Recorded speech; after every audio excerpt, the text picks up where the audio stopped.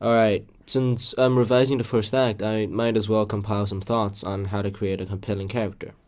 Now, before I begin, I just want to say that I don't have an authoritative say on what makes or breaks a character.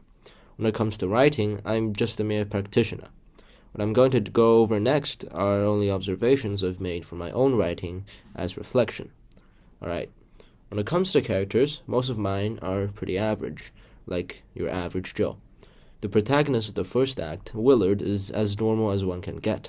His biggest concern is his family, and his biggest struggle is that of continued sustenance. That's him. He's not a hero, not a villain. He's not even someone of minor importance. Think of a side character in a film like, say, Star Wars. Let's say this guy, right? This random rebel. Willard would be the loose acquaintance to an acquaintance to another acquaintance who barely knows them. So, yeah, he's nobody. He's nothing, and his actions, at least in the first act, amounts to nothing in the grander scheme of the world around him. There were many instances when he describes the society in which he and everyone else around him exist in as an infernal engine, that everyone, including himself, were only tiny cogs and screws that can get easily replaced as the machine marches on. His existence, in many, many ways, is negligible, inconsequential. However, setting and background isn't the only thing you'd need to make a character average. You would also need to take into consideration their actions within the story. Are they more active, or are they swayed more by those around them? Most, if not all, characters are active, one way or another. They actively do things that impact those around them and change with them in the process. A passive character, on the other hand, is part of the group that is being influenced.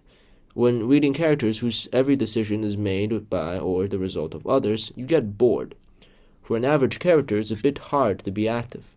Most of us in the real world, are passive after all, having no power to influence the flow of the world. We're receivers, not givers. So how do we make such a character engaging? I found a pretty consistent way to do it is to introduce mental conflict, reflected through an oftentimes self-deprecating self-awareness. Have your characters completely acknowledge just how passive they are and mock themselves for it. That creates sympathy and relatability, which, for such characters, is essential.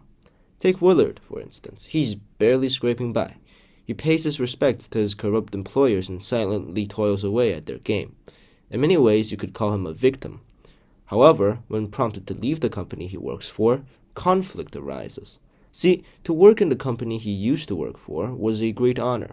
In his elitist society that mirrors the real world, who one works for is a source for pride, for comparison. Willard knows that the company he works for is bad. It's uncaring, it's exploitative, and it's later revealed to just be straight up remorseless.